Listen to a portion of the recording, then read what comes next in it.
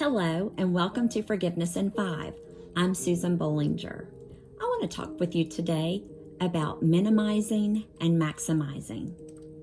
You know, no one is immune to adversity in their lives, and at some point, bad things do happen to good people.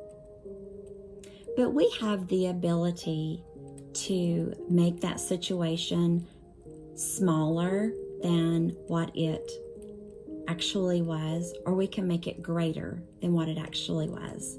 Here in East Tennessee, we call that making a mountain out of a molehill. I remember one time that my son, Zach, and I went to Dollywood one Saturday, and he wanted to go on the Screaming Eagle. So, I always want to be a part of my boys' lives, and so I was going to be that mom that just, I'm going to be right there for him.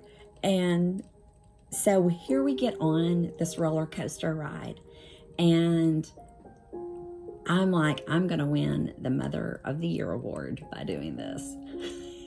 And so here we're climbing up this roller coaster higher and higher. I swear we were at 10 or 20 floors. It was crazy high. And in fact, I believe it was the highest roller coaster in the United States at that point. And so we get to the very top, and then we immediately, it's not a smooth transition down. Oh no, we're going up, and then all of a sudden we're going down, and I'm screaming to the top of my lungs because I'm like, I'm getting ready to die. And he's over here next to me going, yeah. He's yelling and carrying on. He is loving it. He's loving every single minute of it. And I'm like counting the seconds till this ride is completely over. And so the reason I share that story with you is that we both were on the same ride, but we both viewed it two totally different ways. He is a lover of roller coasters, and he is always waiting for the next one to get onto. I have vowed that I will never get on another one. So he maximized his experience to be really great. I maximized it too. It was horrible. But I want to get you to see this analogy that you can use in your relationships. When you have been hurt by someone, or they just begin to irritate you, let's say it's your spouse, and let's say they're not helping around the house very well, or they're not running the errands that you want them to run. And then all of a sudden, all you're thinking about is, why will they not help me with this? I just don't understand.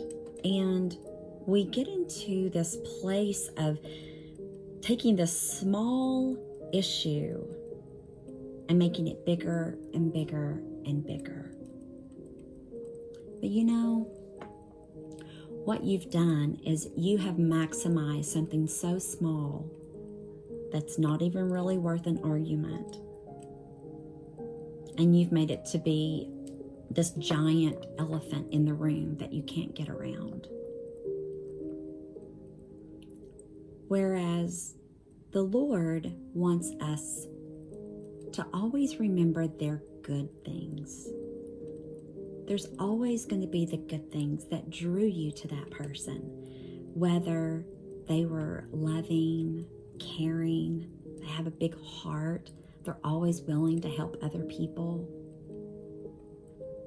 He wants us to maximize the good things about someone and minimize the areas where they may not be very strong in.